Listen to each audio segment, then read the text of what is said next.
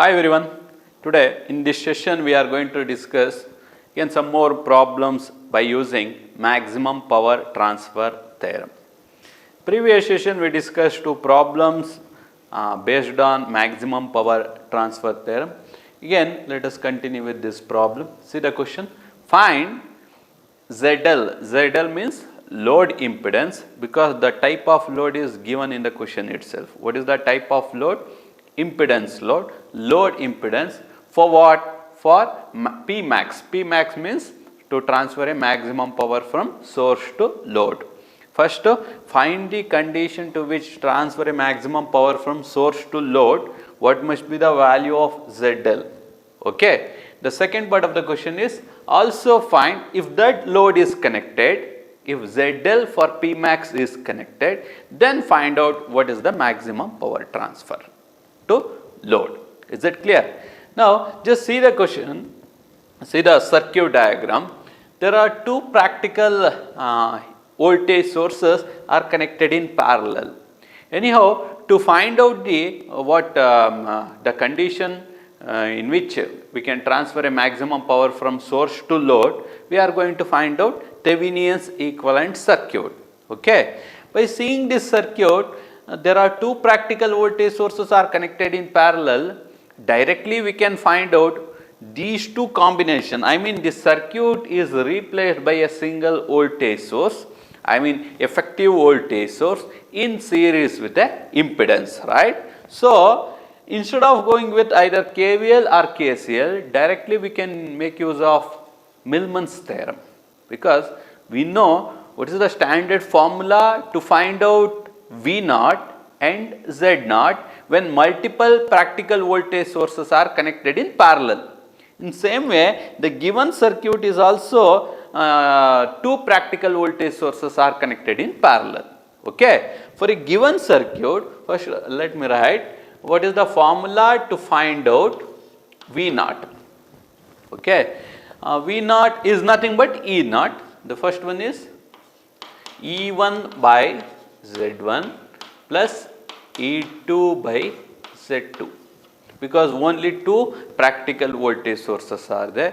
The notations are E1 by Z1 plus E2 by Z2 divided by 1 divided by Z1 plus 1 divided by Z2. This is the formula to find out the effective voltage source of given circuit. Now substitute V naught is equal to, what is that voltage value? 100 at an angle 0 divided by, what is Z1 impedance, internal impedance of the first source? 8 plus 6j plus what is E2? The second voltage source 105 at an angle 0 divided by impedance of the second source 6 plus 8j. Next, the whole thing is divided by, yes, 1 divided by 8 plus 6j plus again 1 divided by 6 plus 8j. This gives that single, I mean the effective voltage value of the circuit. Just by using the calculator in complex mode, easily we can get the value for what is V naught. Say V naught is equal to, you will get 103.41 by simplifying the numerator. Say try to simplify numerator separately and denominator separately in order to avoid the mistakes.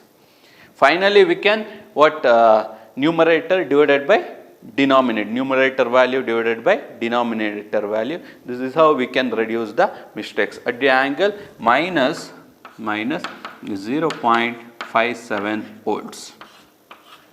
This is nothing but Thevenin's voltage. Calculated this value by using Millman's theorem. Is it clear? So similarly, yes, how we can find out Z naught? What is the formula to find out Z naught? Yes, 1 divided by 1 by Z1 plus 1 divided by Z2. This is the formula, standard formula to find out the effective impedance of the circuit by using Millman's theorem, right? So therefore, Z0 is equal to 1 divided by, what is Z1? 1 divided by 8 plus 6j plus 1 divided by 6 plus 8j. So just simplify this equation and write the answer first in polar form. What is that? 5.10 at an angle, 5.10 at an angle 44.60. But while solving any problem by using maximum power transfer theorem, try to write Z0 value in terms of rectangular form. Instead of writing, or first you can write in polar form, then try to write the answer in rectangular form, because there are many cases in the maximum power transfer theorem, right? If the load is impedance load, what happens? RL is equal to, if the load is resistive load, RL is equal to magnitude of Z0. If that is the case, directly we can substitute, what is that? RL is equal to 5.10, this is nothing but magnitude. If the load is impedance, I mean the load impedance is connected across load terminal, say in the problem that is clearly mentioned, ZL. So then what is the condition? Complex conjugate of source impedance. So if you want to take a complex conjugate, then it must be in rectangular form. That's why I said try to write the answer of Z0 in rectangular form. So already I am written in the polar form, just write in rectangular form, you will get Z0 is equal to 3.63 minus J 3.58. The same value, but in which form? In rectangular form. Now say for a given problem, they clearly indicated what is the type of load we are going to connect? ZL. ZL means impedance load. Okay. Then what is the type of source? AC source. Then what is the internal impedance of this AC source? Z0. Then what is the load? ZL. Then what must be the condition in order to transfer a maximum power from source to load? So ZL is equal to complex conjugate of Z0. This is the condition, right? Then what is complex conjugate of Z0 means? Say Z0 is 3.63 minus J 3.58, right? Then what is complex conjugate of this Z0? So that is equal to 3.63 plus complex conjugate means minus is given, right? Minus is there, so we need to change the sign, plus J 3.58. Say in this term 3.63 is the resistive part and 3.58 is reactive part. So this is the value of ZL in order to transfer a maximum power from source to the load. So this is the first part of the question. Say find ZL for Pmax. Find ZL for Pmax means what? In order to transfer a maximum power from source to load, this must be the value of ZL. What is that condition to transfer a maximum power? If the load is impedance load, ZL is equal to complex conjugate of Z0. Okay. Now what is the formula to find out Pmax? Pmax means maximum power, that is equal to IL square into not ZL RL, not ZL RL, because ZL consists both resistive as well as reactive. Okay, resistive means it is a pure resistance, reactive elements means it is a combination of inductor and capacitor, either inductor or capacitor. Already I mentioned out of these three basic elements, what are the basic elements? Resistor, inductor, capacitor. The one and only element which consumes the power is resistor. the power received by, the average power received by pure inductor is 0. The average power received by pure capacitor is 0. That's why while calculating the maximum power, I am multiplying current with the one and only element which consumes the power is RL. I'm not considering this reactive part because the average power received by reactive elements like inductor and capacitors are 0. That's why I am considering only RL. Please remember this point. This is very important point. Now, in order to find out P max, first we need to calculate IL, right? Okay. So, before that, just let me write Thevenin's equivalent circuit. What is that? A source. What is the value? V0. Next, that is connected in series with Z0. What is that? Z0 3.63 minus J 3.58. That is connected across variable load impedance. That is connected across variable load impedance. Okay. Now, in order to find out IL, this is IL, right? Because in a single loop, the current through load is same as current through entire loop because it is a single path circuit. I mean single loop circuit. Then how we can find out IL? IL is equal to the one and only source is V0 divided by Z0 and ZL are connected in series. Okay. Then what is V0? V0 is equal to 103.41. V0 is equal to 103.41 at an angle minus 0.57 divided by what is Z0? 3.63 minus J 3.58 plus what is ZL? Say this ZL is for what? For calculating P max. Then what is ZL? ZL is equal to complex conjugate of Z0. Therefore, 3.63 plus J 3.58. Is that clear? So, minus J 3.58 plus J 3.58 will get cancelled. Then what is remaining? IL is equal to 103.41 at an angle minus 0.57 divided by 3.63. So, 2 times of 3.63.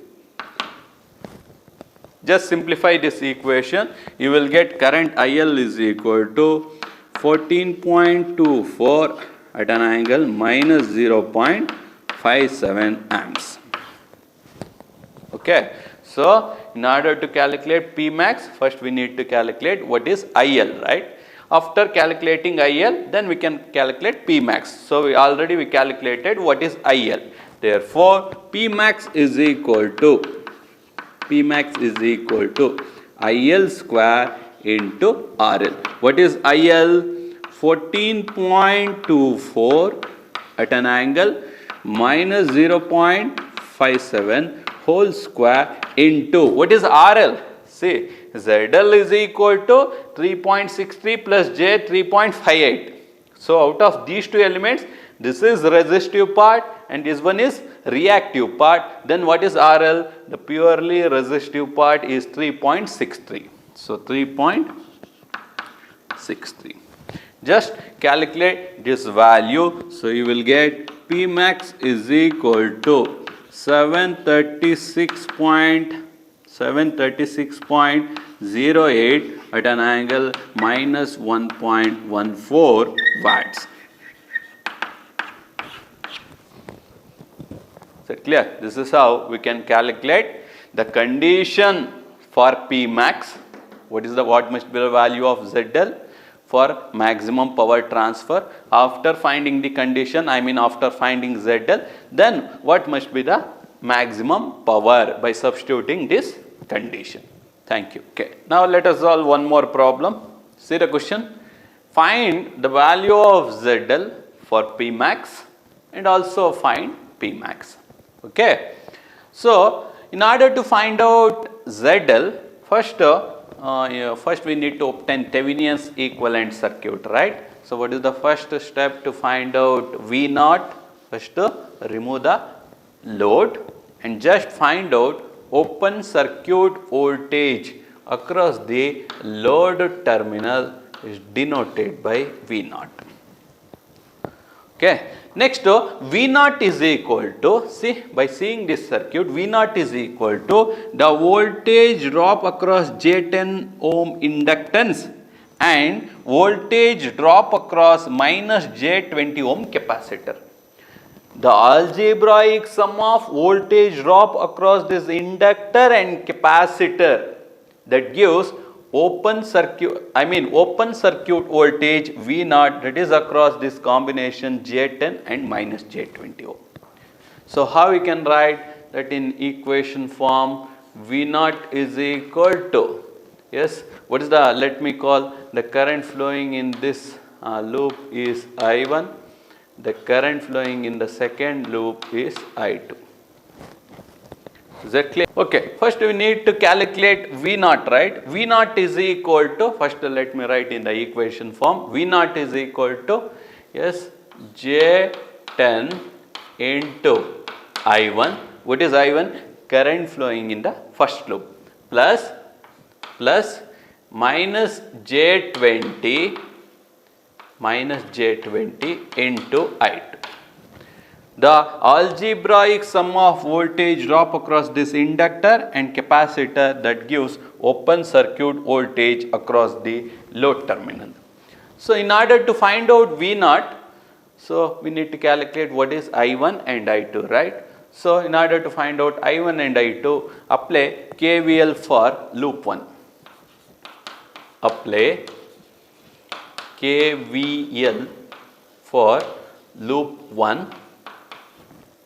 Yes, say for there is no polarity for AC, you can take any reference polarity. According to this direction, I will consider the polarity. Yes, phi I1 plus J10 I1. Apply KVL for loop 1. First, phi I1 plus J10 I1. Next, according to this polarity, minus 100 at an angle 0, that is equal to 0. Just simplify this equation, you will get phi I1 plus J10 I1, that is equal to 100 at an angle 0, and call it as equation 1. Next, apply KVL for loop 2. Apply KVL for loop 2. Yes, 7I2 minus J20 I2. Yes, next, source. So, current always flows from minus to plus, right? Then what is this polarity? Minus 100 at an angle 0, that is equal to 0. So, for a reference polarity, first let me take this is minus plus. So, then it is correct. 7I2 minus J20 I2 means the polarity minus. So, this becomes plus. So, this polarity is minus. Is that clear now? So, by simplifying these two equations, because both the equations are independent equations, see the first equation with only one variable I1 and the second equation with only one variable I2, directly you can calculate what is I1 and I2. You will get I1 is equal to 8.94 at an angle minus 63 amps, and by simplifying the second equation, I2 is equal to 4.71 at an angle minus 109 amps. Because very easy calculation, because both the equations are independent equation. equation 1 with only one variable I1. You just take I1 as a common factor. Therefore, 5 plus J10, then what is I1? I1 is equal to minus 100 at an angle 0 divided by 5 plus J10. Similarly, I2 common factor, so let me write this one. I2 common factor 7 minus J20, that is equal to 100 at an angle 0. Therefore, I2 is equal to 100 at an angle 0 divided by 7 minus J20. So, you will get 4.719 at an angle minus 109 amps. After finding I1 and I2, just use this equation in order to calculate V0. So, V0 is equal to J10 into I1. What is I1? 8.94 at an angle minus 63. Again plus minus J20 into I2, right? What is I2? 4.719 at an angle minus 109. By simplifying this equation, you will get V0 is equal to 71.74 at an angle 97.3 volts. Is that clear? Now, in order to find out Z0, what is that method to find out Z0? Yes, load is removed and view from the load terminal into the circuit by replacing all voltage source by short circuit,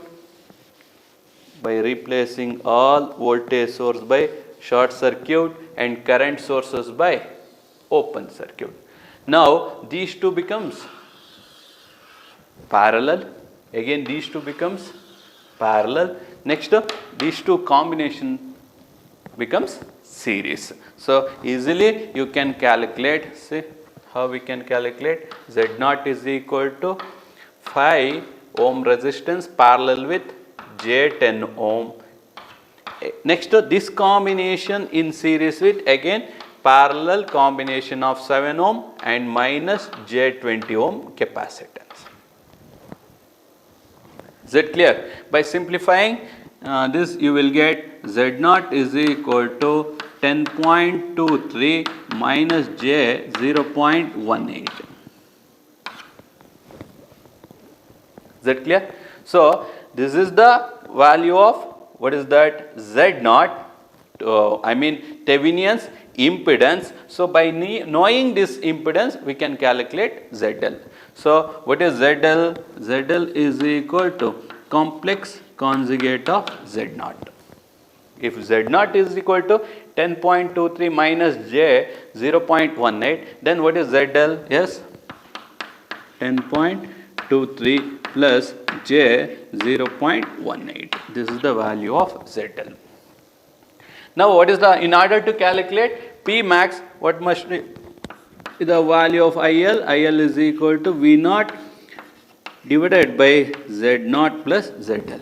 We already calculated same type of calculation in previous problem. So, you will get IL is equal to 3.50 at an angle 97.3 amps. This is the value of IL. Then what is the formula to calculate P max? P max is equal to IL square into RL. What is IL? 3.50 at an angle 97.3 whole square into what is RL? See, in Z0 this is resistive part and this is reactive part. Sorry, in ZL. In both the case, resistive part is same. What is the resistance value? 10.23. Okay, so by simplifying this, you will get 125.31 watts. Very simple problem. See, in order to find out V0, that is algebraic sum of voltage drop across this inductor and this capacitor. So in order to calculate voltage across inductor and capacitor, first we need to calculate what is current through this inductor and capacitor. So that's why just apply KVL for loop 1, you will get what is I1. Apply KVL for loop 2, you will get what is I2. Then by knowing I1 and I2, we can calculate what is voltage drop across these two branches. By adding the voltage drop across these two branches, we will get V0. Next, how to obtain Z0? So just remove the load and replace voltage source by short circuit. These two branches, I mean this resistor and inductance, are becomes parallel. These two combinations, these two are connected in parallel. Next, these two are connected in series. Just find out Z0 and try to express that in rectangular form. Then what must be the value of load impedance in order to transfer a maximum power from source to load? ZL is equal to complex conjugate of Z0. This is the condition. Then find out IL. So just write a Thevenin's equivalent circuit that consists single voltage source in series with Z0 connected across ZL. Then IL is equal to V0 by Z0 plus ZL.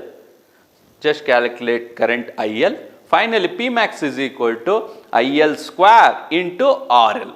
So you will get 125.31 watts. Thank you.